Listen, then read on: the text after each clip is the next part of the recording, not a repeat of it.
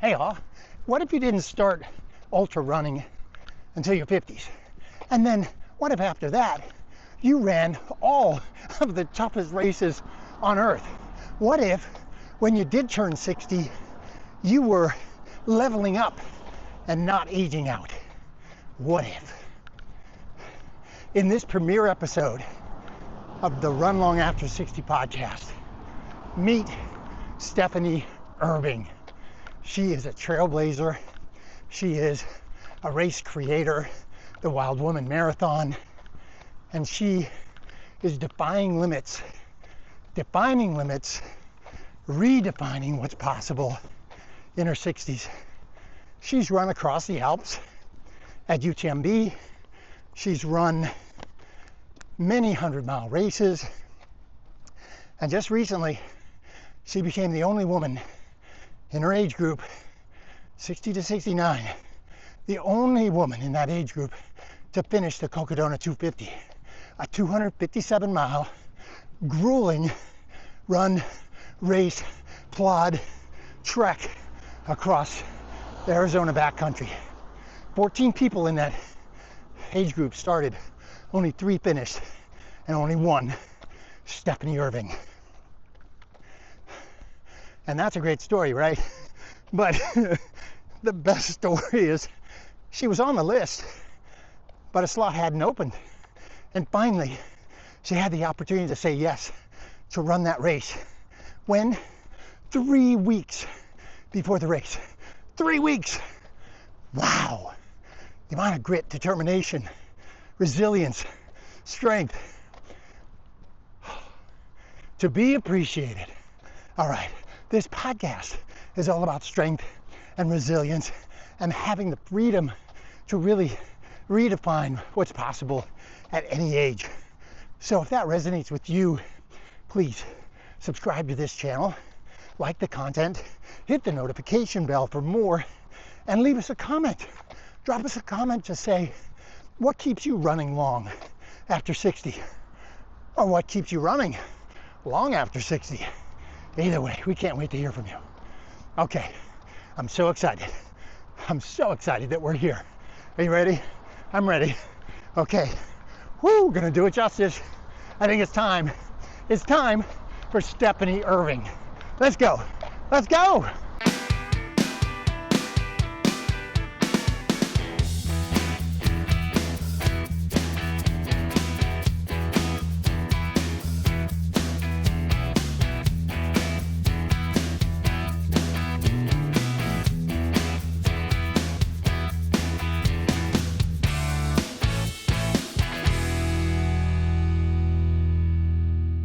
There's so much to talk about with Stephanie Irving. If you look at her ultra sign up and media coverage of this and that and this and that, there's so many different pieces. I'm just going to pick one and let's go. Tell me about the Wild Woman Marathon. What is that community about? Well, the Wild Woman Marathon is an event that a friend of mine, Betsy Scott, and I started about 14 years ago. It was well before Courtney DeWalter came to the front of the forefront of the running scene. She was probably in high school about then. And Betsy and I, we had done a lot of running together. We ran lots of marathons. We had just started getting into trail running, and we just noticed that we had done one run that was like an all-women's half marathon. It was a road marathon in Vancouver, Washington or something. And there was a different feel to an all-women's run. And so we decided, I run in my backyard near Mount Adams all the time. And so we just decided we need to put on an all-women's trail run. And we hadn't heard of any other all-women trail run, and there weren't. We do claim to be the first women's trail run, and started it 14 years ago. And 1 year at a time, it kept going. People loved it. We have probably, a third to a half of our women that come run are returnees, because what it's turned into is a weekend that we all really need, a weekend of recharging, a weekend of running on the trails, a weekend of just hanging out with your girlfriends, eating good food, doing yoga. Now you actually see a lot of women's trail running events, but you didn't back then. We were really like this kind of, we had so many women that had never even run on a trail before that were scared because maybe they would run into a bear or get lost on a trail or Right, didn't right. know how, didn't feel safe running on a trail. And so we were kind of the entry level drug for a lot of women into trail running. So here we are today still. Mount Adams is in Washington. What state are we talking about? Washington State, Washington State. down near the Columbia Gorge. Did you make it for yourselves? Like you were like, well, we need to do that. We do this. We have a lot of fun. Maybe we should invite some other people to do it because they might like it. Is that like other Actually, women? Like what made you? I love it. Nobody gets to start a community and at the same time starting a thing that will turn into a community. Like this is very cool that you were yeah, able to do that. You did this and it's still alive. it is. Well, it is kind of ironic. No, we didn't really do it for ourselves. We did it for all the women that should be out there trail running because we had so much fun trail running together. And we just noticed there just weren't a ton of them out there. I actually have 2 sons who run, who are amazing. And some people are like, you have 2 sons. Why did you start a women's trail running weekend? And we just realized that there are a ton of runs out there for men and women, but a lot of women just didn't feel comfortable. It was at trail runs. It was too much testosterone or too much something. I don't know what it was too much of. And what we noticed is that a lot of women really loved just coming to our race. They could be their own selves. They could run. They didn't have, they were just running against other women. Now, don't get me wrong. We love men at Wild Women. Men are completely welcome to come help, camp, run aids, or organize aid stations. It's just women are the only ones actually running on the trail. And so so we do have this just lovely sort of a weekend where people can come. Sometimes they're with their families, sometimes they're with their girlfriends, and they just want to make it a girlfriend weekend. And yeah, it's a ton of fun. But we actually did it because it was our way to give back to the running community. We had been to so many runs, but our trails in our hometown were underutilized, and because we were the only ones running them. So this was our little way of giving back to the running community. What a great what a great insights to have you out there and like realize, wait, we don't own this place, but we're the only ones out here. That's pretty amazing.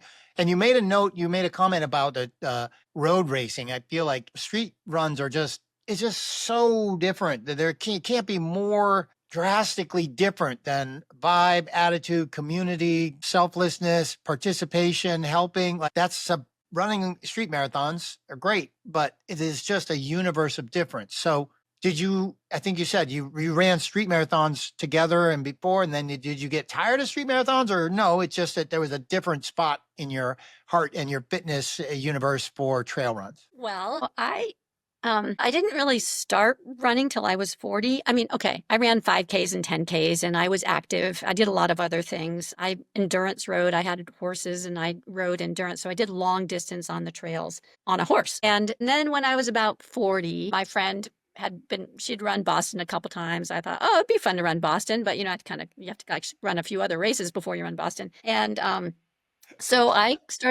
we started training for some marathons together. So between the age of 40 to 50, I ran a lot of road marathons. I think it was like 27 at last count, road marathons. I ran a lot of road marathons. Boston included. That was super fun. 2010, Boston. But what happened was I was probably 49 years old. I was running a road marathon somewhere in Idaho, and I finished, and my knees and hips were killing me.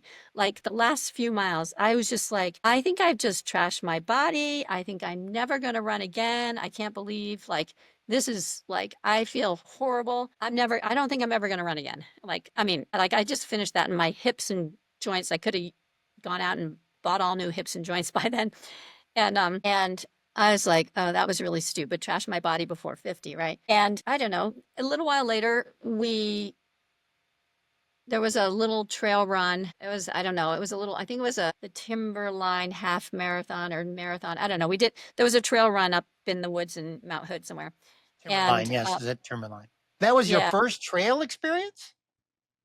Other than the horses. I know you were on horses, but that was your first running trail experience? Yeah, maybe Hag Lake or something. Right about then, there was it was there was something that I did that was, and then there was a, yeah, I don't know. It was one of those. It was an early on one. And anyways, we ran this trail run. And at the end of the run, Betsy and I looked at each other and like, oh my God, are you sore? And I'm like, no, I'm not sore. And she's like, I'm not either. What the heck? And we realized like suddenly, like I never touched the road again.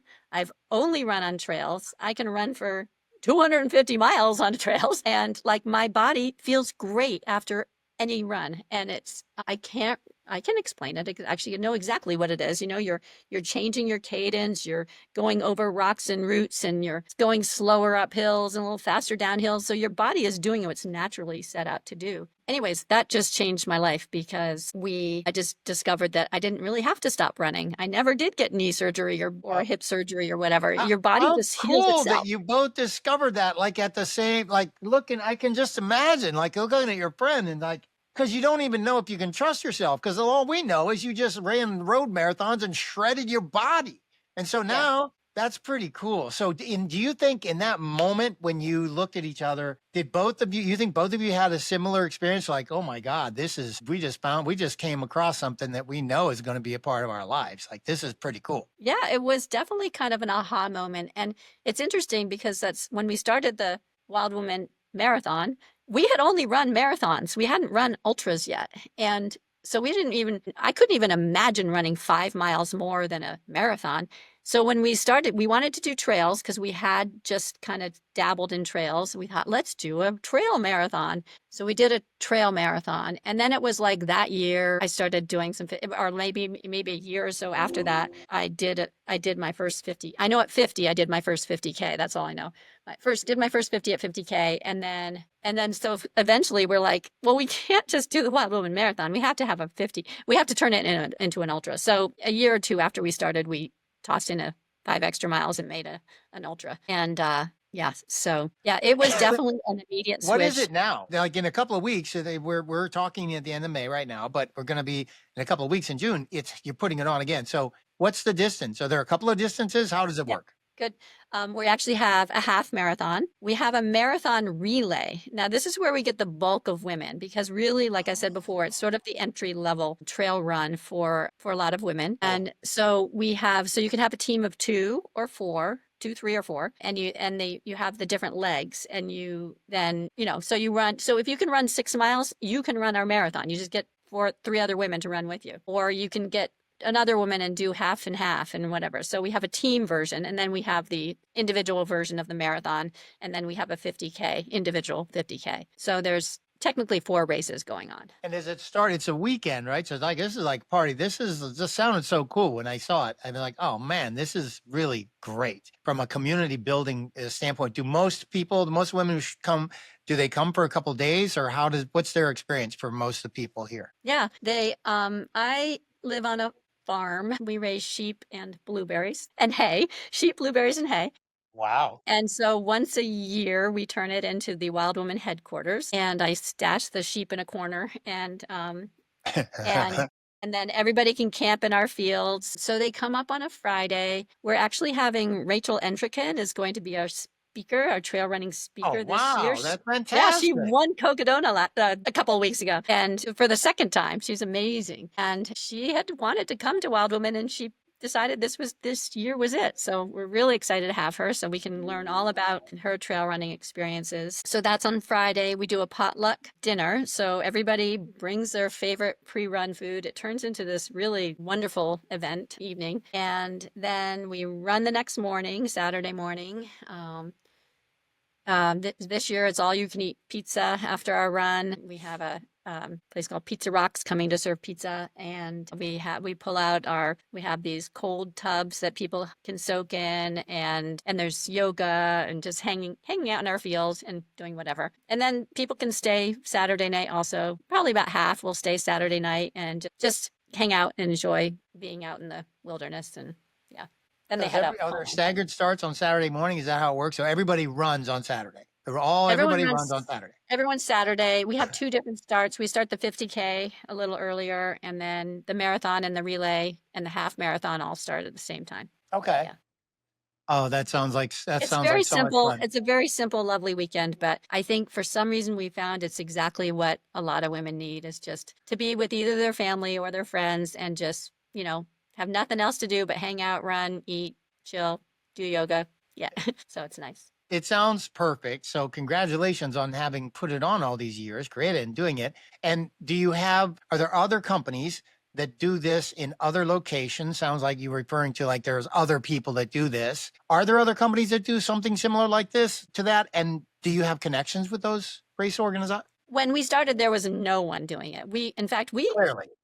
it kind of feels a little strange. I feel like Betsy and I discovered that yoga and running go really well together. It's not a secret now. And you see tons of like women's yoga retreats and running. But it's kind of funny because the way this evolved is, I told you we ran road marathons, whatever. And then we morphed to trails. We started this thing and we kind of in brainstorming, we were noticing that what we really liked to do after a long trail run was then go and hit, hot yoga in Hood River, or go have just do, because it was just like this hour long, your body just felt great afterward. And again, this is sort of like, we didn't read any books and there weren't podcasts about women trail runners or whatever. We just it was another aha moment. It's like, wow, my body feels really good after I do an hour yoga, after I run for 3 hours, or whatever. And just sort of discovering this, it felt like we were discovering it and then passing on what we liked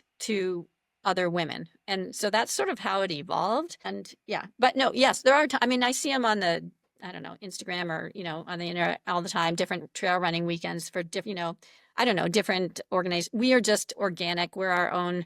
We don't have any major sponsors. We just kind of do it here. But yes, I'm sure, I don't even know the names of who else does it. I just see them kind of flip through on my internet as well. Well, 14 years, did you experience a level of growth at some point? And then is there a perfect amount of people who participate? Like, is it because it's a limited, you're in your spot, so you don't want to trash the place or whatever. Not that that's going to happen, but tragedy of the commons is that once there's like 1,500 people in a neighborhood, everybody thinks somebody else is going to pick up the trash, right? So there's some level of participation that might make sense. So is it perfectly sized right now and you're good with that? It is pretty perfectly sized, okay. So I think we've always had about 250 runners that show up, 250 women, and which is huge for a trail run. Like you go to trail runs, the percentage of women at a trail run is not huge. It's usually a lot. It's not 250.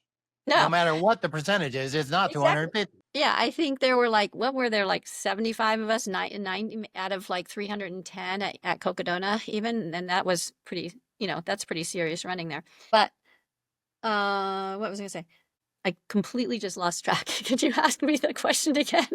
Sorry. Growth. You got about 250 women participate. Right. So our average year is about 250. But again, this is a Run Long After 60 podcast. Betsy and I are both over 60. Neither of us spend much time at all on Instagram or Facebook or wherever the heck you're supposed to outreach for. So really, we have 250 women show up with basically word of mouth. I think I had this year, and I have a couple of younger friends helping me out this year because Betsy stepped off to do other things. So we're actually probably have a little more presence this year. But really, previous to that, I would post once or twice on Instagram after I would ask my son, like, how do I do this? And, it takes me like an hour to do one post. It's like, this is ridiculous. So most of it was word of mouth, an email to our past runners, and so it was very minimal, but people just loved it. So kind of word of mouth got out. We can handle a little bit more. We will cap at about probably 350 runners if we hit that. And that's really because that's about what our farm can handle, our permit can handle, and everything else. So that would be our comfort zone. Okay. That makes sense. It looks so comfortable from the images. I don't know anything about anything, but just from your website, right? So I can see the images and it just looks so comfortable. And it looks like, I can't imagine a single participant who runs here. I can't imagine a single person being frustrated, upset, or wants to write it and never wants to remember this event again in their life, right? Every single person is going to do the opposite. It's going to be one of the most moving, coolest thing they've done. It feels like, that's what it feels like you set this up to do. That's very kind of you to say. Well, it is kind of interesting. We do get a lot of returnee, so we'll get that woman, multiple women that come and have never run on trails before, and they come with their team of 4 and have a blast. And they go out and they run one leg. They run a 6-mile leg, and they have extra energy at the end. They think to themselves, I could run another leg. I could do 2. So the next year they come back with a team of 2, and they each run half, and then they finish that, and they're always amazed, like, oh my gosh, I could run farther than a half marathon. And then, I've had tons of women turn it into like their first 50K. So it's really to Betsy and I, it was always so exciting to see people, again, push their limits on whatever their limits are. If your limit is a 5-mile trail, then they're doing 6 miles. If their limit is half marathon, they're going to try a marathon. I have been known, because I always am a true believer that we're stronger than we think we are. I've had women come up, as they're registering, and they're thinking, oh, should I signed up for the marathon. I got this little niggle in my knee. Maybe I should down to the half marathon. Could I down? And I end up convincing him to run the 50K instead. It's a course designed. I designed it. I love the course. Betsy and I were out there, and it's designed to be a course that I would love. The last 9 miles are essentially downhill. So just when you're getting tired, just at the 22-mile mark of your 50K, you start tipping downhill, and you've got gravity to pull you all the way home. So, if you can run a marathon, you can run the Wild Woman 50K.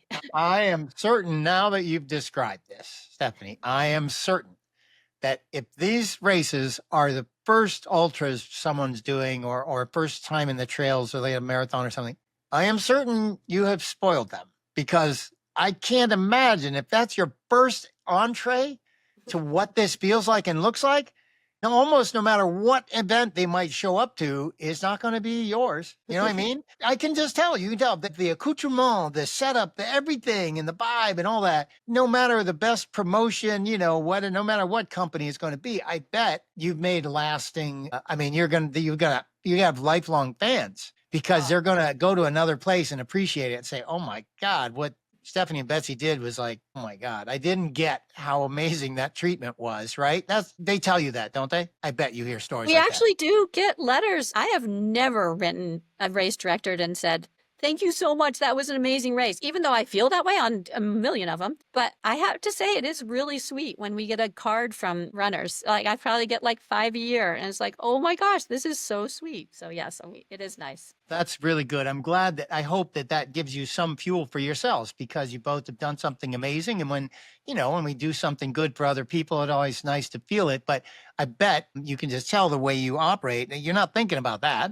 And so when somebody sends you a thank you note or some other thank you, you're like, oh yeah, I wasn't thinking about that, but boy, that feels nice. I'm glad I could be of service. It does teach. I guess I should write more thank you notes, I guess. It does make you feel good. And it's a lot of work to put on a trail run. I cannot imagine what Aravaipa does. And I do see what they do, and it's amazing to me, the level of commitment they have. And most of the trail runs that you see, it's just a lot of work. Even a simple trail run is a lot of work. Yes, I'm certain that is a true story, even though I have not experienced, anywhere near the amount and the type of races that you've been involved in. Talk to me about a decision let's talk about, and the Cocodona is going to be the big reveal here, whatever we might find out. But before we get there, I want to hear, because again, I have the public data from ultra sign up. So in your 50s, right? So you're no longer in your 40s, you're in your 50s. But in your 50s, you decide, I'll do some 50Ks. Well, how about a 40 miler? Oh, how about 100K? And then how about some more 100Ks? And then how about some 100 milers? Take us back for a second about how did you go from 50K to 50 milers? If you did, I think I saw at least one 50 miler. But how did you pick the races after you knew you did 50Ks? Like, how did you do it because you just wanted to run a longer distance, or did you do it for some other reason? Like, you picked a race, like, oh, it's 100K, but here's why I'm going to do that. Well, I tell you, so the mindset from a marathon to a 50K, it's only 5 more miles, but we all know that's a huge mindset, and until you do it, you're thinking, oh my God, you finished your marathon. There's no way you could do it. But once you get beyond that point and you realize, okay, so 5 more miles, I have 50K, that's a long ways. And on trails, you're going to be a little slower than your normal. So I did those for a few years.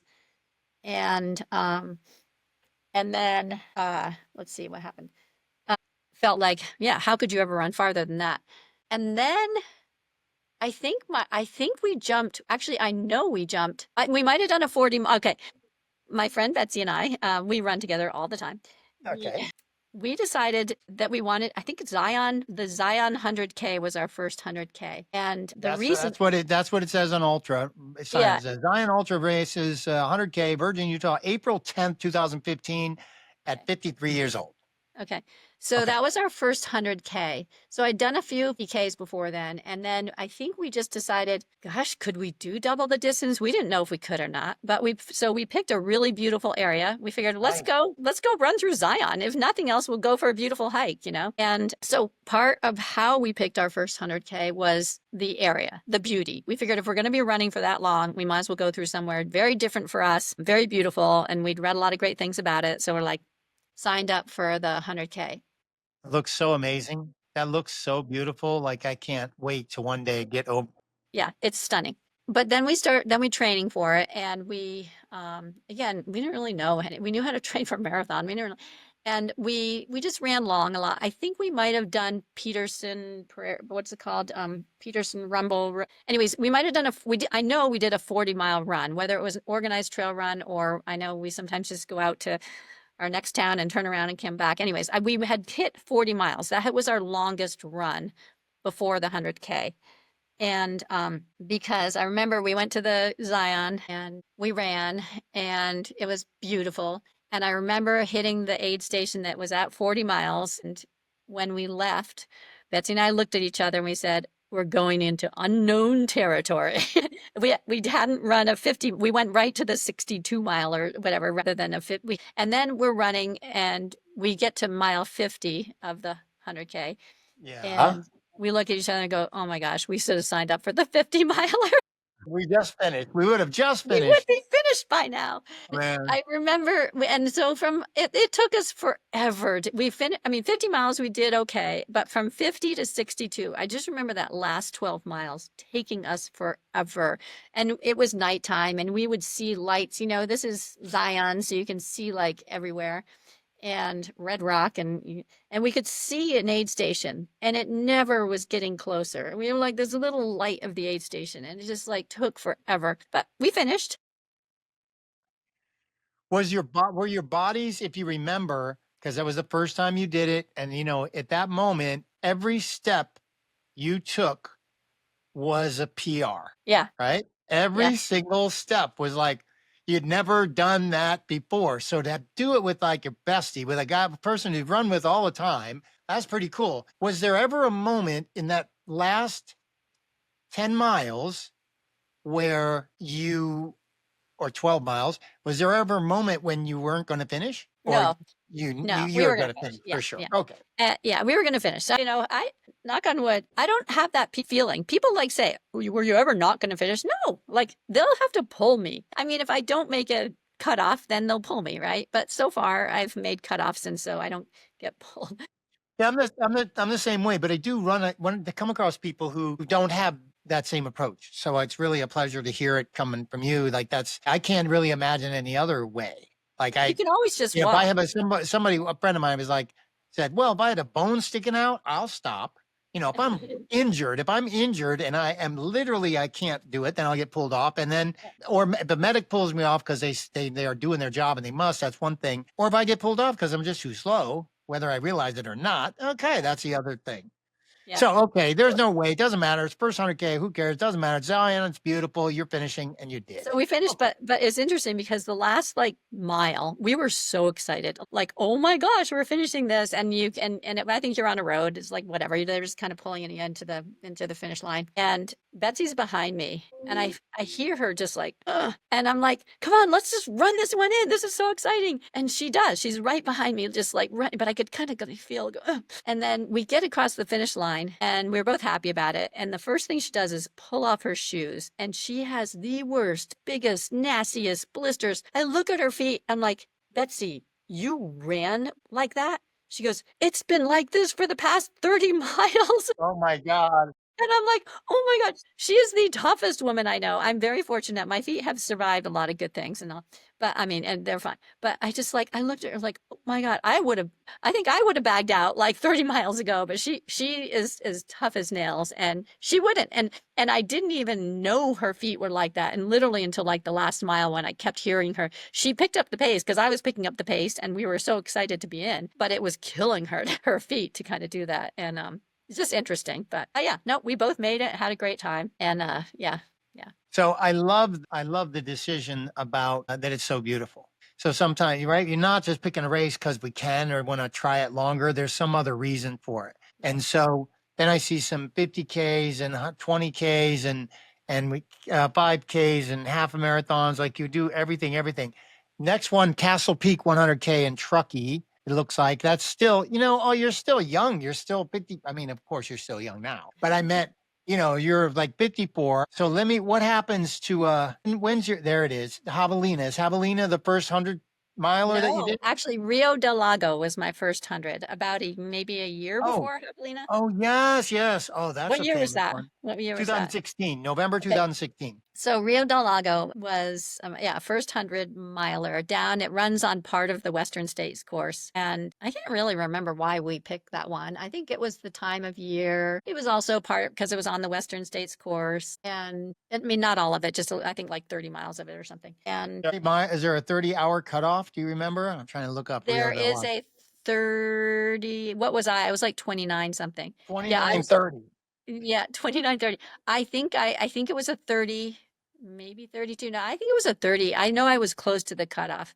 And so we ran that. So but what I learned from people had told me, like, so I told you Betsy and I train a lot together and we were intending to run this one together, but my runner friend of mine advised me, said, no, run your own race. Do not plan on running it with a friend. And Okay. it was interesting. So Betsy and I talked about that. And I said, I'll run with you to a point, but we're like, but if you're feeling good, go. If I'm feeling good, go. Like we made the decision to run our own races and to not Okay. like wait. That is the best advice anyone has ever given me, and everyone should abide by that. Because if you run with a friend of yours, if they're feeling tired and feel like walking, you'll walk with them. But if it's the moment where you're actually feeling good, you need to use 100 miles is a long ways. And you need to use every ounce of your energy for your own self. This is a very selfish act to run 100 miles. And so if you slow down, but you're feeling good, you're only hurting your own self because the minute they're feeling good, might not be feeling good and you might not want to walk. So you sort of end up competing to the lowest common denominator. Does that make Right. sense? Yes. So we Did ran, she run it too? Did she also run Rio? Like she did that. yeah, You both started. Okay. yeah. How did you go then? How did you do it after what you just said? Like were you together for the first 5 miles and then that's it? Or how did the race go? But also how did it go with respect to Betsy's race? Yeah. That's So fascinating. it was very interesting because we trained together. We ran the same pace. We're the same age. And so okay, she's a little older than me, but not much. And she I have to get that in case she ever listens. She'll forgive me. She always tries to tell me when she's like, when you turn my age, I'm like, anyways. Anyways, we ran together for the first 50 miles just because we were running the same pace and we Okay. were kind of together the first 50 miles. And then I think she picked up a pacer at mile 50. And I think I didn't have a pacer at mile 50. I think I had one maybe about 10 miles farther. Anyways, she picked up a pacer, but she also was not feeling well. She had been feeling sick even before the run. It was her husband was going to pace her, so that was great. I actually at mile 50 had this second wind. I started feeling great. So we went our separate ways, did our own thing. She was with her husband and I went on my own. And I was ahead of her and I had a second wind. It felt great. Eventually I picked up one pacer and then picked up the next. And I had actually lost track of, I didn't know. I just assumed she was behind me. And then, yeah, and I did. I finished the race. It was one of the hardest things I've ever done. And it was kind of fun because the pacer I had for the last 20 miles, there's this piece of the course. It was called like washing machine or something like that. It was through these rocks. I mean, you had to like step up and over and around. And it was just like Wow. really, and my pacer, it was really hard when it was super hard. And I remember my pacer saying, he goes, "Oh my gosh, this is hard for me. And I haven't run 80 miles already, and so it was tough, but we made it. We finished before the cutoff. And then it turns out Betsy had gotten to mile 70. She might hate me for publicly telling the story, but she'll forgive me. She had gotten to mile 70. And another lesson that we learned is never have your husband pace you because they love you too much. She was feeling like shit, and everybody feels like shit at mile 70. She came into the aid station. All the aid station people were telling her, "You look great. Keep going. The next aid station is 4 miles away." She's feeling like shit. Her husband says, that's where he was going to leave her also, and somebody else was going to pick her up. And he says, "Well, the car's right here, dear. If you want me to just give you a ride, I mean, I could give you a ride." Oh. And in your mindset at that point, like it really just and so and Betsy's like looking at her watch going, "I'm not going to make the cutoff." And the aid station people are, "Yes, you can. You can walk up the hill and you will make that cutoff." And her husband's like, "But the car is right here, dear." And so she kind of got swayed to that car. Anyways, she came back later on and did a 100-miler next year and redeemed herself and felt good about it. So that's all good.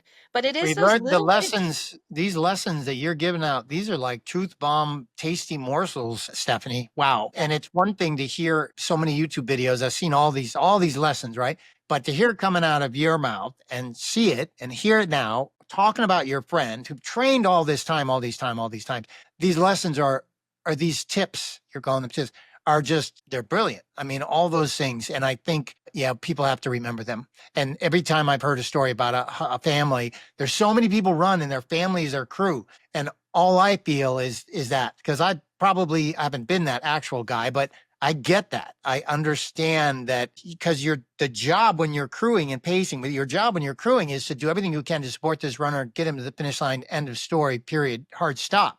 No matter what they tell you, even though they train you and the runner says what. But anyway, that's a tough call. And I hope it doesn't haunt their own stories together for the rest of her life. No, she got over it. She's doing great. She's amazing. Yeah, she runs Ironmans now. She's unbelievable. Of course. Anyways, What about, but did you crew? Did you have a crew? Did you have a crew? Because she had a crew, but did you have a crew on the Rio del Lago? I had 2 pacers and a crew. Well, and a crew. Yeah, Rio del Lago. Yeah, my husband was there crewing, but he didn't pace me. Okay. And I had my brother and a friend of his were pacing me. Okay. So it was perfect. Yeah. But it is interesting, during a 100-miler, it's the one time you have permission not to be truthful. Your crew has to tell you how wonderful you look, how great you're doing, how fast you are. I was at UTMB last year, and I was feeling like shit, miles 70, 75. My crew was telling me how great I was. Anyways, later on, I was looking at pictures, and I'm like, I look like shit there. Oh, sorry. I'm sorry if I didn't mean to swear, but I said, and they're like, "Yeah, you did." I said, "You told me I look great." And so I was like, "Of course. What am I going to tell you?" Oh no, Yeah. secrets are revealed. Wow. It's all Okay. about mind games. It's all about Right. mind games. So tell us a couple more 100 stories. I see then you do 100. It looks like from between the hundreds, you have some, maybe they're like training races, right? There's a 50K and a 50-mile, right? So you stack those in between. So once you do the 100-mile, once you do Rio del Lago, by this point, 14 years, by the time you did Rio del Lago, had you started, trying to do the math, had you started Wild Woman yet? Yeah, Looking we at the started dates. in, yes. 14 years. Okay. All right. At this point, you're inspiring people, race director. You got this cool thing that no one is doing. The two of you are doing it. You run a 100-mile. You're like, okay, after that point, like how are you picking the races? And once you do the first 100, do you discover like, oh, I can do that now. I'm going to do some more of those. What was that decision? Like what? Yeah. Because some people stop. Some people do some people stop. say, You're like, right. Some people say, okay, I did my 100, check. right. I did that 100 and said, when's the next one? I could not wait to do the next one. So yeah, it was all like, yeah. So they're hard as heck and they feel so good. It feels such an accomplishment to realize you can run that far. And yeah, so 11 months after the first one, you do another 100 every other miles. run I've done since then has been a training run for any other 100 that I sign up for. Oh, that's amazing. Okay, let's jump past a couple other. Okay, last person standing. Wow, I see one of those. You're 57, the Thai Valley Infinity Ultra. Let's take a side path, talk It was about a other very formats. that was a very small race. I did that because my sons did it. I think I tied another woman. We didn't even go that far. There were, it was fun. There weren't that many women in the race. I can't claim too much on that one. Okay. Did you try other? I'm looking for. There's too many, not too many, Yeah. but there's so No, many. My fingers getting tired. I'm trying to scroll fast enough on your Ultra sign up page to try to spot the races. Have you done other formats like a backyard or a 24-hour race or anything like that? Have you done those? No. Okay. no, that's the only one I did. And it was local and fun. And yeah, just went down there for the fun of it. All right. Before you turn 60, oh, there's a whole bunch. Of course, there is. You do Black Canyon a couple times. Never mind. I was going to make a big deal about you doing the CCC, the Mont Blanc, when you're 59, and you did that in August of 2021. But then before you turn 60, you got whatever 5 other giant races. Okay. Talk about UTMB. Okay. As a race company. Oh my God, creme de la creme. Okay. They are unbelievable. Okay. I love any UTMB race. And I'm going to say that I ran all the air vapor races too. I know there's been some contentions here and there. I don't care about that. If you've never done a UTMB race, you have to do a UTMB race. Back up a little bit. So all those Black Canyons, I did Black Canyon 6 times. It's usually my Western States qualifier because it's in February. It's pretty early. It's 100K. It's doable. And one other little kind of fun caveat is I ran it for the 6th time this year. Yeah, maybe was it this year? Did I run it this year? Yeah, 2025. In 8 years, I've run it 6 times. I PR'd this year. Now I get at 63, I PR'd over 8 years of time. I thought that was pretty cool. Sorry, I got to boast about that one. So, That's awesome. February 8th, 2025. Holy smokes. Yeah, I PR'd by an hour. Okay. At 63. The first time I ran it, I think I was like 54, 55, something. I was a youngster. And so I was pretty proud of myself. But aside from that, those were always, so here's my little thing. It's been sort of fun. And I sort of threw my name in the hat for Western States in my early 50s. Because I don't know, I ran some race that was a qualifier. I threw my name in a hat. And I jokingly said, I'm probably not going to get in for 10 years. I'm now on 9 years with 256 tickets for Western States. I am not getting into, so in theory, I might get in next year. But here's the thing.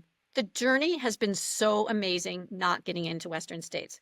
So everyone should hope never to get into Western, to take a long time because there's so many other amazing races and the UTMB races. So I've been to Chamonix 3 times because I haven't made it into Western States. But I make it into the UTMB races and they are off the charts. You run in the Alps, you run around Mont Blanc. There's 2,500 runners in your race. The UTMB 100-miler was my creme de la creme to last year. I guess it was 2023. So I'd done the CCC before 2 years before that. Then I did the 100-miler. But I happened to win Canyons, my age group in Canyons. See, it pays to be old, So I won my age group in Canyons when it was it was one of the qualifiers, but like the top end qualifiers for UTMB. And so I won my age group. So I got an automatic in for the next year. So that's why I ran the CCC again last year. Oh, okay. I was automatically in. So I was like, oh, I have to go back. So the canyons was the great thing about UTMB and other races too, is like they're not UTMB until they're UTMB, right? So when you ran the canyons in 2023, the 100K, that's the one you won at 61. I won my age group. That's all that matters. Yes, that's okay. Details, man. Come on. No, okay. So how was that? Like, were you was there metrics that you understood? Because clearly your data doesn't lie and you have a lot of data. Did you entertain that was going to happen? It was a possibility. I wasn't banking on it. I had already been to CCC. I was already qualified and in to the UTMB 100-miler already in 2023. And that's when I won my age group in the Canyons. And it was Canyons by UTMB at that. Oh, and it was a world, I think they call them world majors. They change which ones are going to be their majors every year. If you can get into majors, that's a good thing because you get A, more stones, and B, if you win your age category, you get automatically in. Okay, you're right. So this one on an ultra sign up says the Canyons Endurance Race runs by UTMB. By 100%. UTMB, yeah. So that is the thing about UTMB. You have to run one of their races in order to get into the, yeah. But that's okay because all of the races are great. I did Lavaredo in Italy one year. That was a fabulous one. I think that was the one that qualified me for the UTMB 100-miler. That's a 120K race. Yeah. So it's like That 80. is It's what this is just like. Are these all like run-cations? I don't know. We yeah, still call it. Yeah, that's yeah, what they were, right? You're like, oh, yeah. okay, let's go Of to course. Italy. I want to run. Okay. You got it. If you're going to run far, make it fun, make it beautiful, do it with friends. So I went to Lavaredo that one year with a young friend of mine who was also running Lavaredo. She was trying to get into UTB, and so we went. We were roommates and had a great time. And then so it's a lot of that Lavaredo one is on the Alta Via Trail. 2 days later, after I finished Lavaredo, Yes. two friends of mine came over, and then we took 7 days and hiked the Alta Via together, which was kind of wild because I just run it. And then we took 7 days and we're like hiking it, and we staying in the refugios, and it's like unbelievable magic also. And they're like, how did you run? Like at the end of the day, you hike like 10 miles a day, and like you stop for lunch, and then you stop for dinner, and you stop for a sauna in the refugio, and they're like, and it was great, but we were spent at the end of every day. And they're like, Sure. how did you run this in one day? And like, I don't know, but somehow I did, and now we're hiking it again. Right. So it's like 66 miles, right? So the 120K. No, That's the the number. 120 is what would 120 be? It would be 62 plus 12. So 62 plus 12. So whatever that is, 74 miles. Wow. You're doing it right. So at that point, you turn 60. So that's when everything becomes magical. Clearly, as I understand it. And if I look at the ultra sign up, that's what it is. So UTMB, you kick it off at UTMB there, then you end up doing the Canyons endurance run. You win that one. Age group. Okay. So wait a minute. So yeah, you went from 59 and then you joined a new age group. That helps, Oh, right? so you're young, you're like a spring chicken in the 60 to 69 age group. I'm just barely 60. Yeah. Yeah. Okay. Okay. And Okay. you got to take what you can get, right? You got Come on, to. I'm excited for all of that. So then you get to do Chamonix, and what this is beautiful. You are you do you, have you? Sorry. So I use You, Chamonix. I'm going to tell you, it is an absolutely beautiful place. I completely love the runs, but I also I use it as a totally me time. I go over there for a month. I take vacation from work and my family and my farm and everything else in the world. And I rent a little spot, and usually some friends or family come with me, and we just hike and run and totally revel in the joys of the Alps for, 3 weeks or 4 weeks. And so, and it's capped off, and then you go for a little run, and then you go for a little run around the mountain.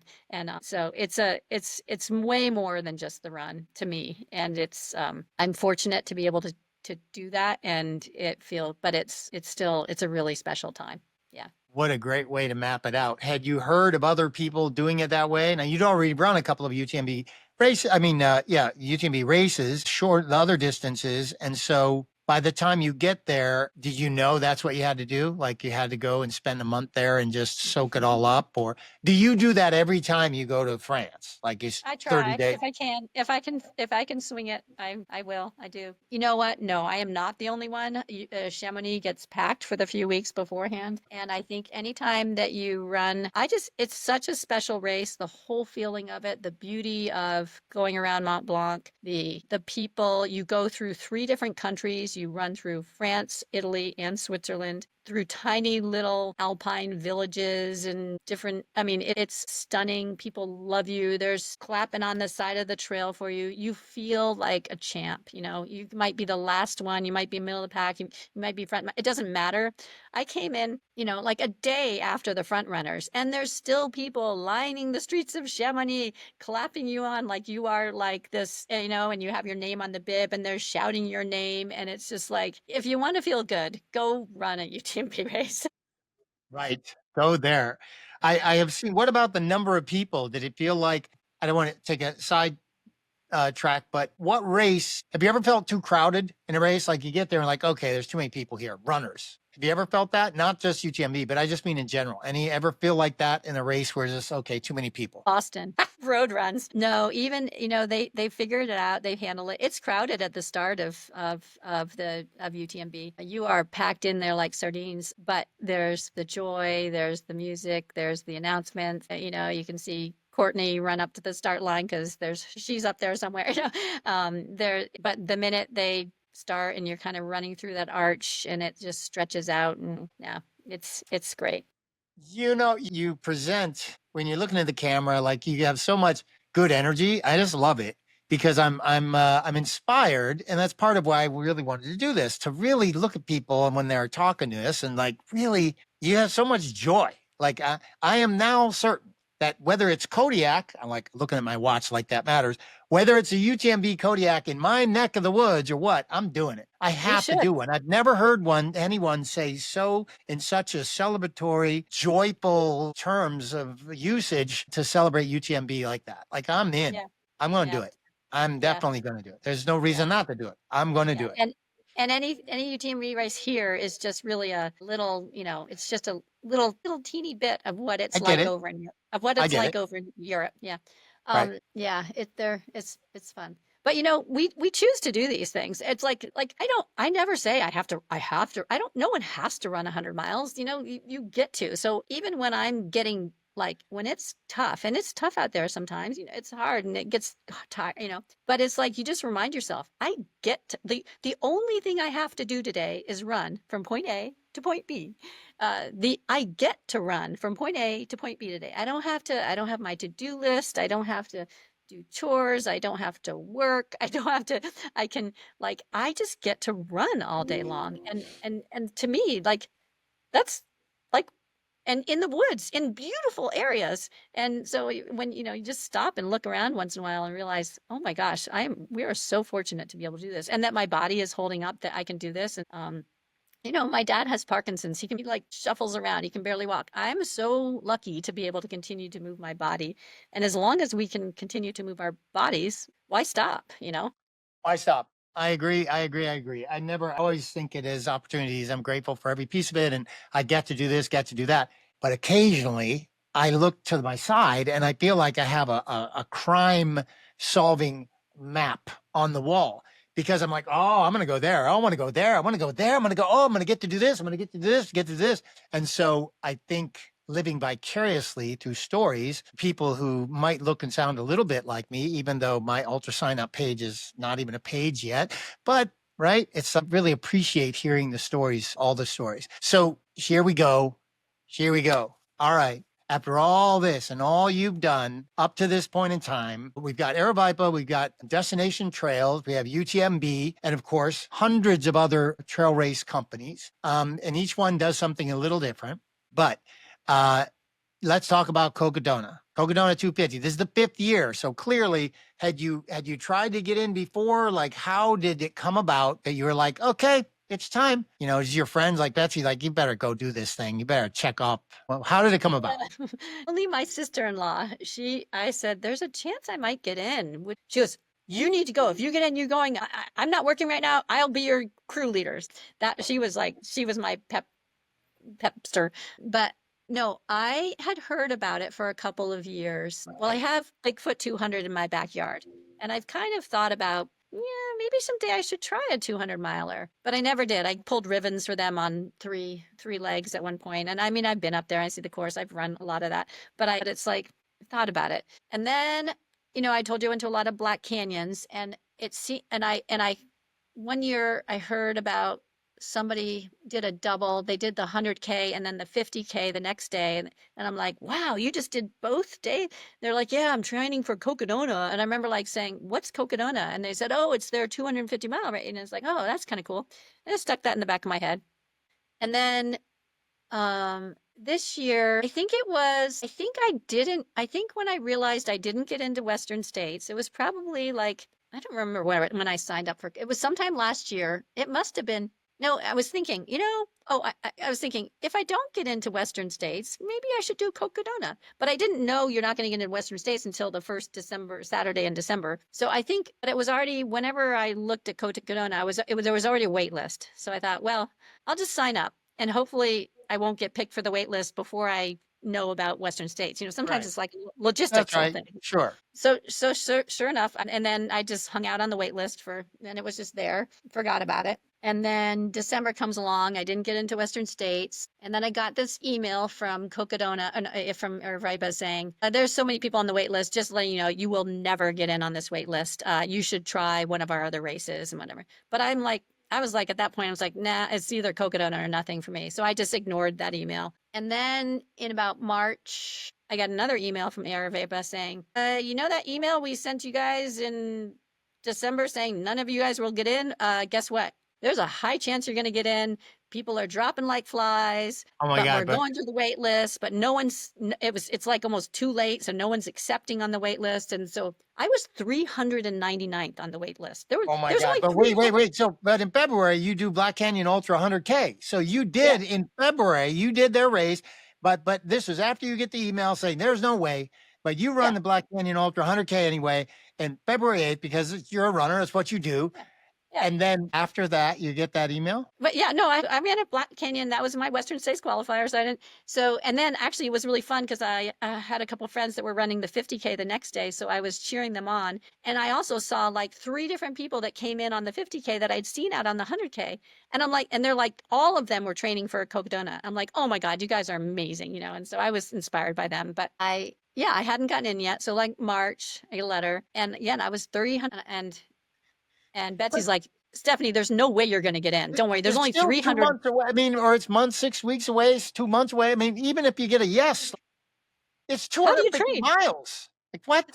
So that's what, so I'm like, well, but if I get in, and I'm thinking, I'm not getting any younger. I'm 63. Next You year, I'm gotta do it. 64. Right. Like everybody's telling me like, well, at 65 is when you really tank, all this kind of stuff, which I don't believe in. So whatever. We're not going to spread that BS, Stephanie. Come on. Okay, keep No, going. no, no. Keep going with this story. So I emailed a few friends and like I said, Noreen was like, if you get in, you're going. And I'm like, okay.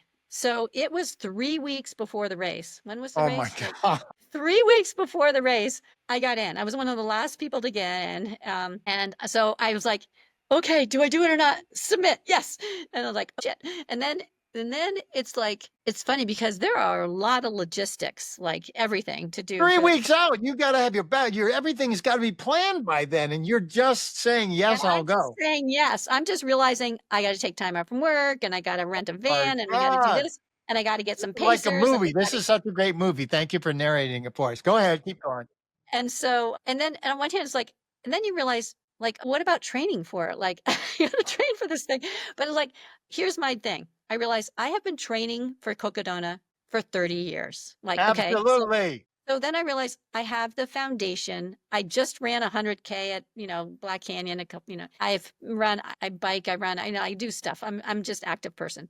And it's like, you know what, and I actually heard Courtney say this at one point, like somebody was asking her, like, what's the difference between training for a 100-miler versus training for a 250? And she says, I can't do any more training for the 250 that I already am for the 100-miler. Like she's like training, like when you train all day anyways, like you can't do more. So like there's so many unknowns in the 250. And I kind of felt that way. I was like, I have 3 weeks to, it's like, there's no training I'm going to do that I haven't already done. Like, I'm just like, I know how to run 100-milers. I know how to push myself through 100-miler. What's after 100? I have no idea. And so I'm going to step into the unknown and see. And I also, knew like, well, if I have to, I'll just walk as much, whatever.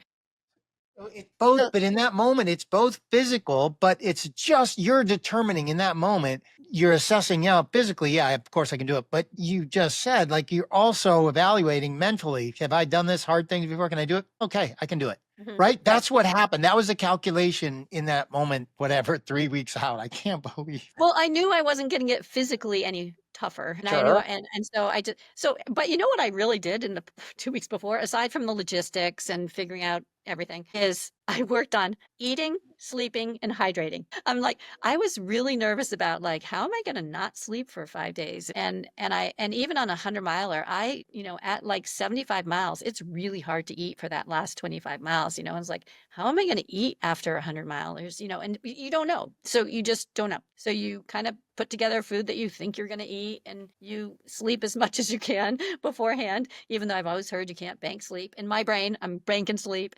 And you rest and you kind of just get your brain together as much as you can. And yeah. And then I remember driving the week before the race. I remember driving to work on a Monday morning, and I'm thinking to myself, okay, I'll be starting running right about now. And then I work and I go home and I work and I go home. And then Wednesday, I'm driving back to work and I'm thinking, I'm still running right about now. And then I get to Friday at the end of the week and I'm like, probably still running right now.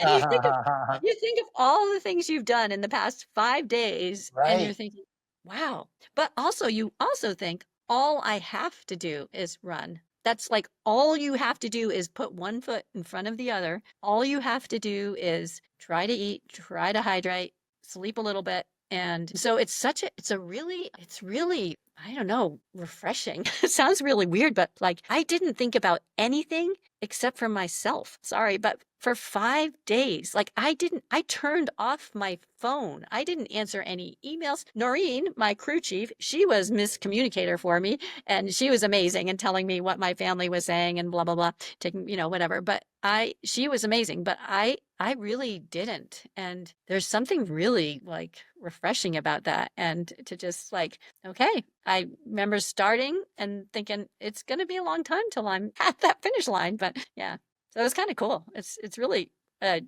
special experience. Brilliant plan, so well articulated and shared with me right now. Thank you for that. At what point before the race did you say, well, I'm not going to have my phone on? And at what point, yeah, so when you were thinking about sleep and hydration and fueling for the couple of weeks and you were really trying to dial it in, was it during that time that logistically you were deciding not only what fuel to consume, but when to consume it? Did you map out drop bags? Is that when all that happened? Was that the logistics that was happening, or?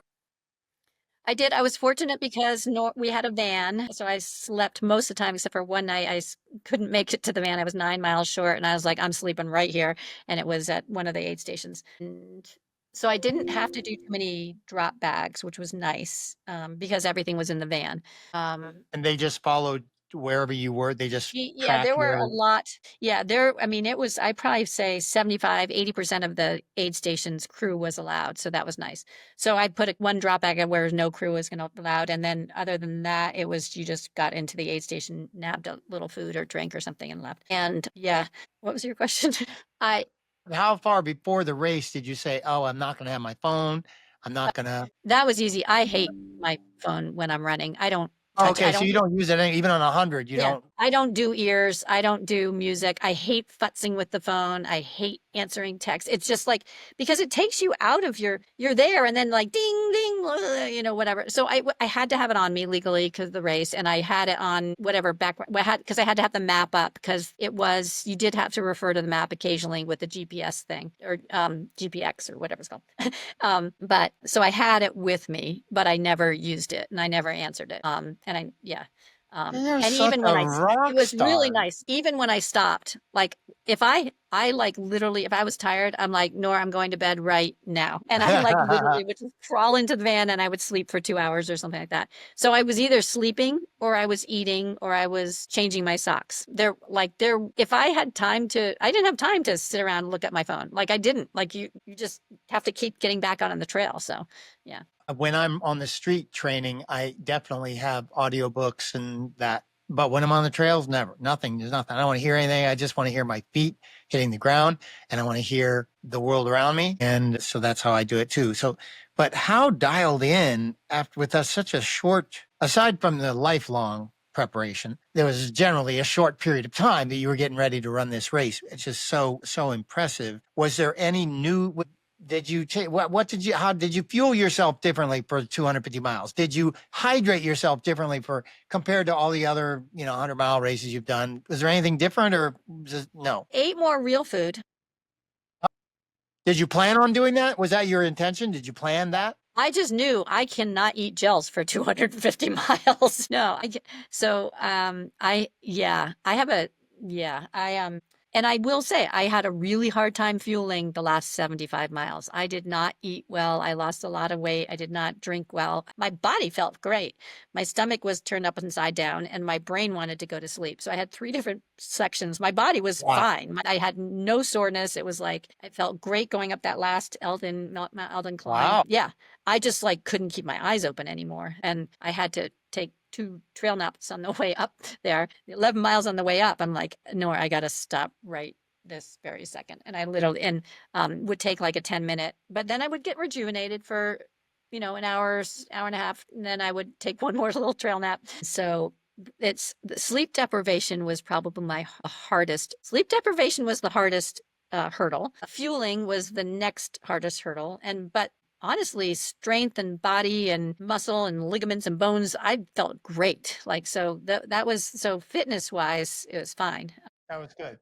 Had Yeah, you if I did trained it, in water before? Like clearly you trained in different kinds of heats and you've been all over the place, but when did you first get tired? Let's talk about the race itself, because I've seen so many different experiences about what that is, right? So you got to have so much excitement, so much adrenaline for all the reasons that got you here at 63 on the line. I'm excited for you just to relive it myself because it's so exciting to think about. 13 people in the age group start the race. Only three decide to finish. And you're one of them. So okay. So it starts you in the morning, like, you're getting up to that, you're doing that climb, like there people are start to spread out. And so at what point how far did you go into that first night, hit the first couple of aid stations? How far did you go into the first night with that I'll tell you, adrenaline? yeah, I treated, well, it's interesting because I really didn't know what I was getting into, but I was familiar with running the 100K. I've done a lot of 100Ks. So that was a very familiar distance. All right. And then I know I've done a bunch of hundreds too, but not as many. And so I figured I could get through the 100K before I slept. And that's exactly where I got to 62 miles and I passed out because it was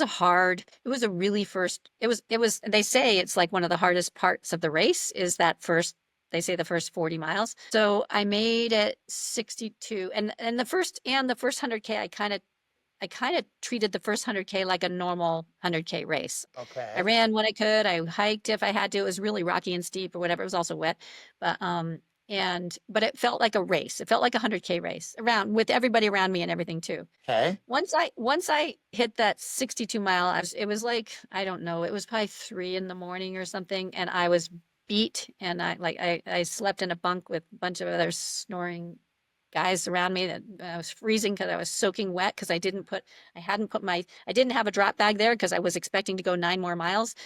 And I couldn't. And so I was like shivering on this bed, but I had to sleep. So I slept a little bit. But interestingly for me and everybody else around that you sort of have this tribe of like 30 people that you kind of see for the rest of the time. You sort of find your zone, your pace. And I noticed after the 100K, it just like everyone like just slows down. Like suddenly people are walking a lot more, shuffling, trotting when they can on the flats and the downs. But like suddenly it was really fun because it really wasn't, I'm sure the front runners, it's a race for them. For everybody else, it's all about finishing. There's no, like, I could care less where I actually was going to end up in the race. I was Right. just like, can I finish a 250-mile race? And so, and it really felt that way after 100K, when people sort of got their, juju's out, it just slowed down to a like, this is great. People were chatting more. I got to know a few women and men kind of pretty well. And it was just like, we're all in this together, really. We're all just trying to finish our own thing. So it really That's at 62. At 62 at that station, right? So Mhm. so are you saying that the other people may also have been just ran that first 100K like it was a race?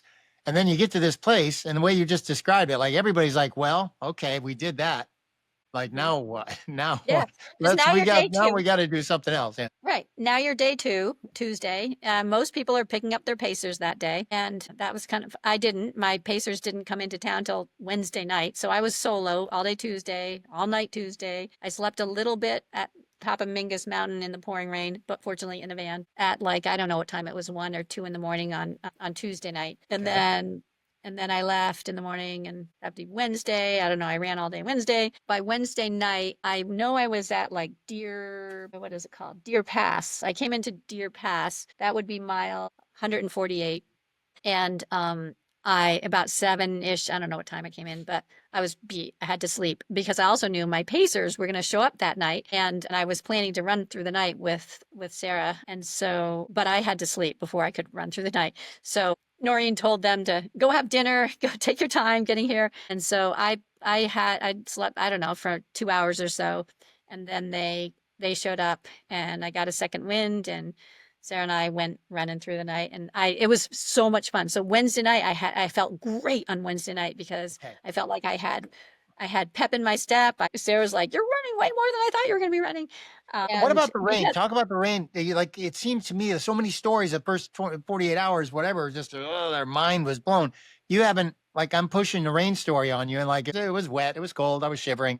But Yeah. how much of the rain? Like, you'd never ran Cocodona before, number one. Number two, no Cocodona ever had this kind of rain before. That's number two. And so, did you have rain gear? Like, I Yeah, don't yeah, even remember what you have I to, had right? rain gear, and you had to have rain gear. Right. Okay. It was a rule. And fortunately, I had 2 sets of rain gear because I had brought some for my pacers because they didn't have any, and I used it all. And no, it it rained Monday, Tuesday, and Wednesday. By the time my pacers were there on Wednesday night, it turned into beautiful. They had 0 rain, so they timed it perfectly. Did they have mud on their shoes though? At least did they pick up the clay mud? No. Yeah, it was dry. Come They on. hit the glory spots. My goodness. You know, it was like the Arizona downpours. It was like somebody was pouring a bucket of water over your head. It didn't last for that long. It might last for like an hour, but like you are drenched, like every single inch of it. You have like your sneakers are slopping. You know, you've got even your 100% rainproof stuff is not 100%. You've just got, you are soaked. Fortunately, we had a van, and I would go in, and we were at this place called Fain Aid Station.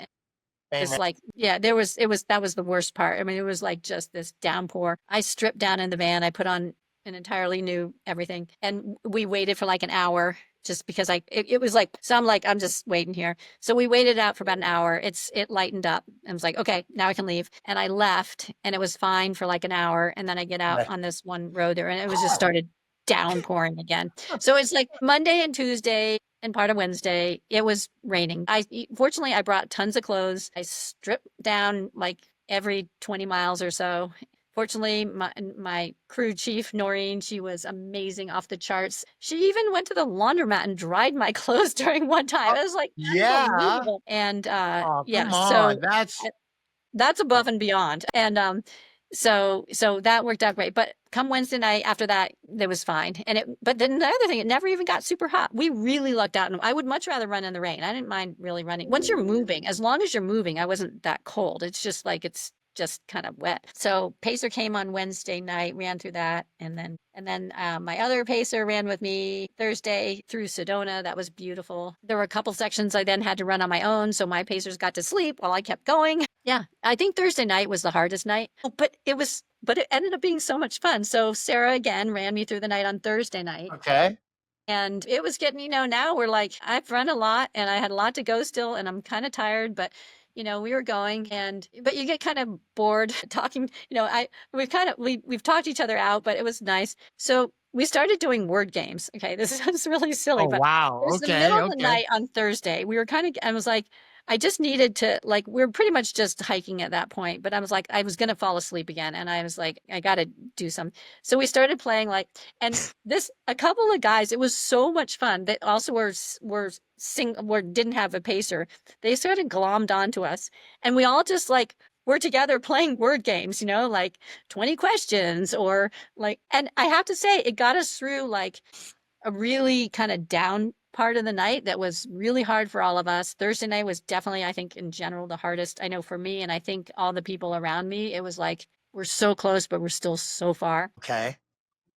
And so that actually ended up being really kind of fun. And it was great to be able to pull a couple of other people through that sort of dark time of the night. And that was really neat. Was it physical or mental, or was this everything? It was The no, weight not of the physical. I wasn't even physically no, it was all mental. Like you want your okay. brain wanted to shut down and go to sleep. So I had to keep it awake somehow. And like, asking people where they're from and what they do. And, it's like, okay, done that, been there. So, so we were just kind of playing games, and that actually helped keep our brains awake, because your brain just wants to go to sleep.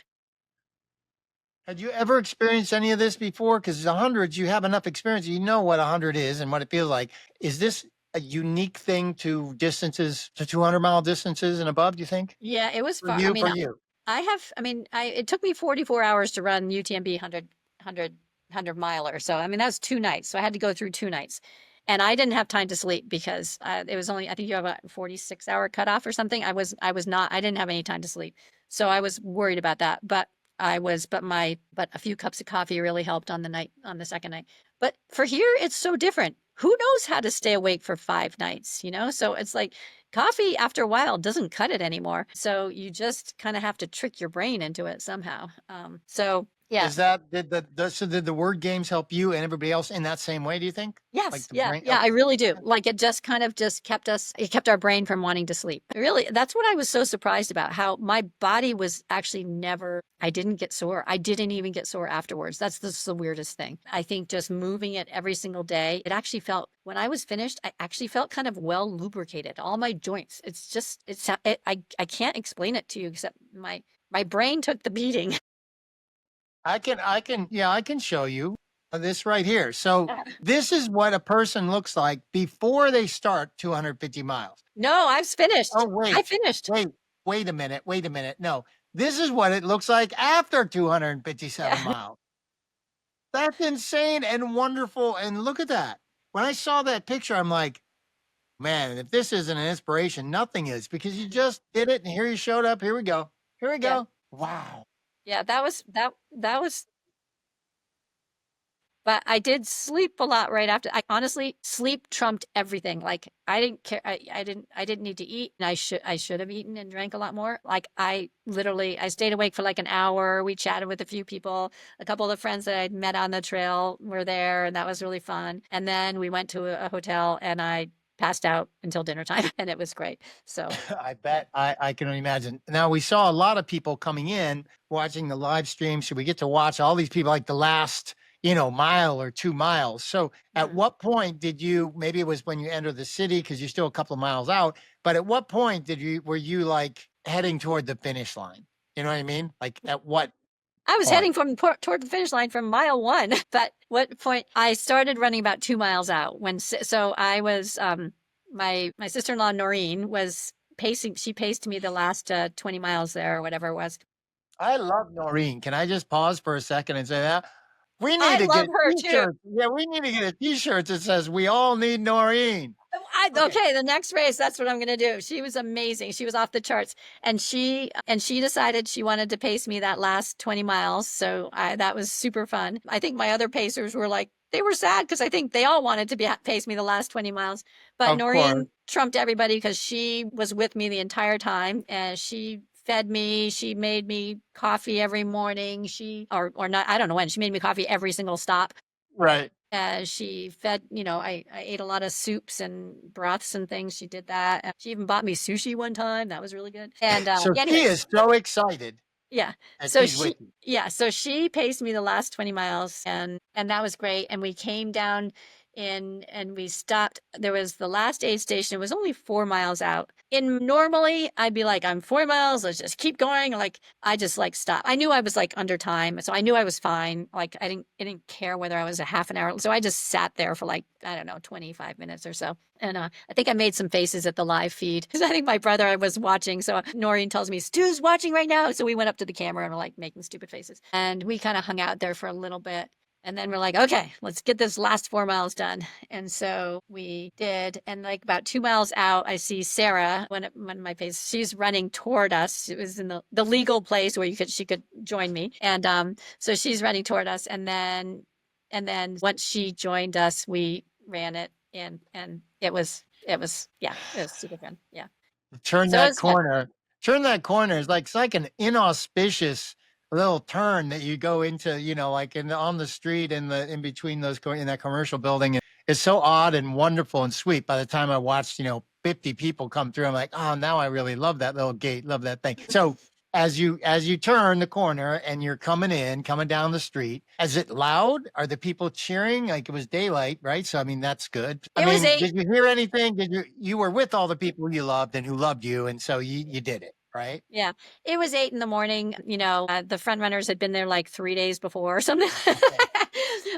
People were there. It wasn't super crowded. There was definitely, a number of people that I had met throughout the race were there also. So that was Okay. kind of fun. Aside from my crew and my, Noreen and Sarah and Betsy, they were all there. And so it was lovely. Was it super loud? No. My son tells me later on, he says, Mom, you should have just like slowed down for like an hour and a half, because then you would have been like, towards the end. Apparently what do they call it? It's like, there's a name for it. I can't remember. Whatever the last people are. And he said there were just like thousands. He saw it on the internet, and there was like, he said it was like packed and thousands of people, and it was like that energy. So I could have just sat at the aid station at 4 miles out for another hour and a half. But you know what? I didn't care about that. No, no, no. Yeah. And here's the team. Let's talk about these people. Are these Yeah. the people? Like, Yep. So okay. Noreen's over on the left, my sister-in-law, Noreen Irving. And then there's me. And then that's Betsy Scott. She is the woman who started Wild Woman with me and my running partner.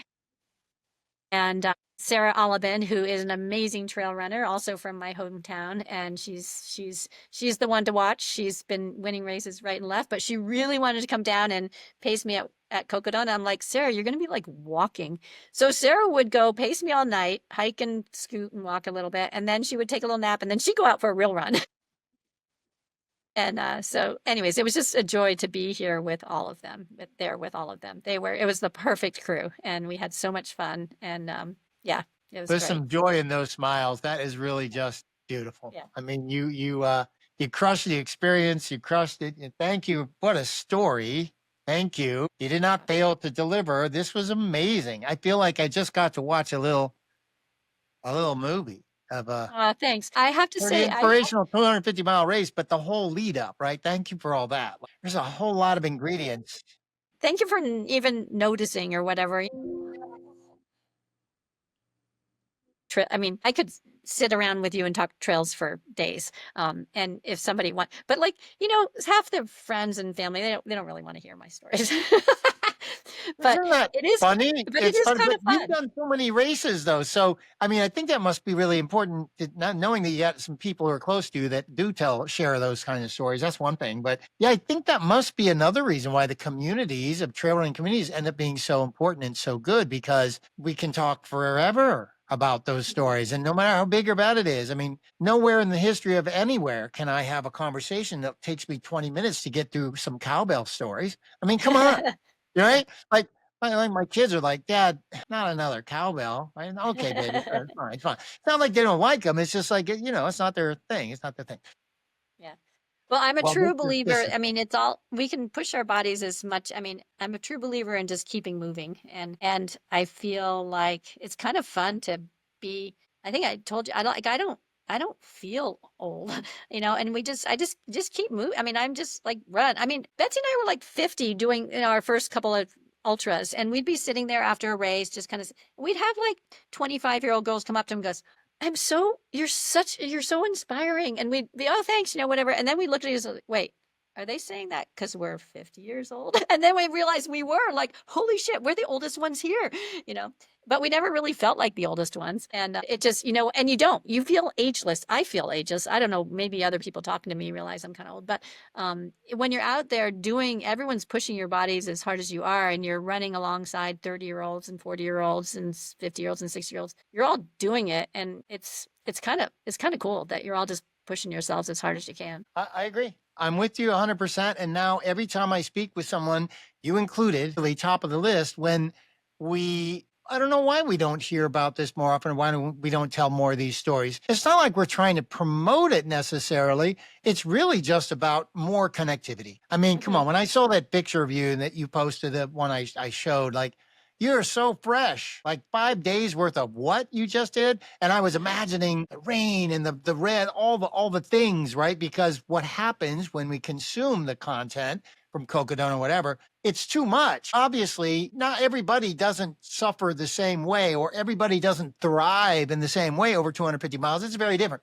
So we have to pull out and listen to the individual stories, I think. And this was just the greatest front row seat I've been in a long time, Stephanie. Thank you. I really Aw, appreciate it. thank you. It's been a joy That's talking great. about them. It just brings back all sorts of good endorphins from the ride or from the runs. It's just like doing it again. And this is like some of the races were 10 years ago. And I ask you, but you remember, right? We do, sometimes there's some kind of imprint, I think. And so that takes me to the last question that I love it because I like to soak it all in, hear your whole story, and then we go to this last place. And that is, has why we run, has your why changed as you've gotten older and maybe wiser or not? Or is it the same? Or what kind of movement has your why taken as you've gotten older in the running universe? I think the why is the same. I get out there to have some peace. I love being out in the woods. I get out there to have some peace of mind, to not, it's sort of it's like, it's my, I don't meditate, but it's my meditation. I have hours by myself out there. So that, I mean, Len, I told you I don't listen to music, so I don't do podcasts. I will say I did podcasts for the first time ever. I borrowed Sarah's little what are those things called that are on your bone? Shocks, I think shocks. Yeah. Yeah, those things. I for 20-mile loop or maybe 16-mile loop that I had to do on my own, and it was like on maybe the Thursday of the run. And I was like, there were no pacers allowed because some spotted owl, something or other. And Right. and I was kind of dreading it. And so she goes, so I listened to podcasts that whole 16 miles, and it was actually kind of nice on day 4 of Cocodona, but that's the only time I ever did it. But no, so usually it's like meditation for me. I kind of need it to kind of, I'm really, sometimes I have too much stuff going on, and you get kind of frazzled because I've got just too many things going on. So I really need it to just kind of clean my brain out once in a while. And I love being out, and I rarely do the same route twice. I mean, I love to always find a little bit something different. Okay. I go, part of the joy is just going like, oh, let's go from point, let's try that, or let's try, like, I'm not a routine person. I just don't, I rarely do the same, even if I have trails out there. I try to configure it a little bit differently. And I always see something new, whether it's an animal or a flower or whatever, just like often come back with a story. And it's just really refreshing. Yeah. Yeah. So I don't think my why has changed. And it's just, when my kids were younger and there was probably even more going on in my life, I probably really needed it to chill. Now they're gone, they're grown, they're out of the house. And, but I still realized I need it to chill once in a while. And so, yeah. And then when I run with friends, then it's just great because it's just a little chat fest for 2, 3, 4 hours, whatever it is, and on some adventure trail that we hadn't been on for a while. So, yeah. That's a great response. I love it. I'm hearing you. I feel you on the trails. Yeah, I don't want anything bothering me. But when I'm on the street, though, I do.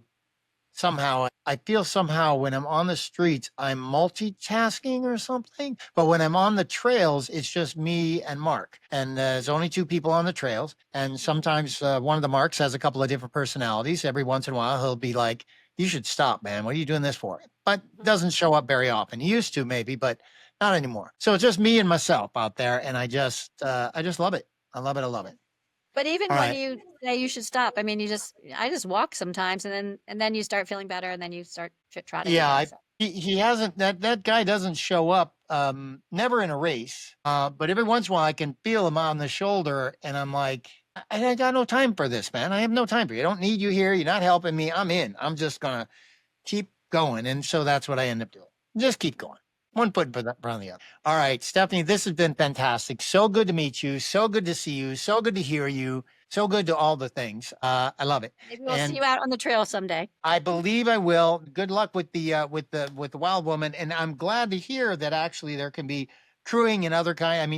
yeah, other kind of support, setting up and tearing down. I'm glad that the guys can come out, some guys can come out there and participate without running. So that sounds like something fun. I think I should put it on the calendar next year or so. But in any event, we'll keep following you. Where should we send you at? You have Mount Adams Steph. That's an Instagram page, but should we send people to wildwomanmarathon.com, or where can we find you? Where do you want people to find you? Wildwomanmarathon.com is there. And if they want to find me, the general public, that Mount Adams runner, whatever the email is on wildwomanmarathon.com.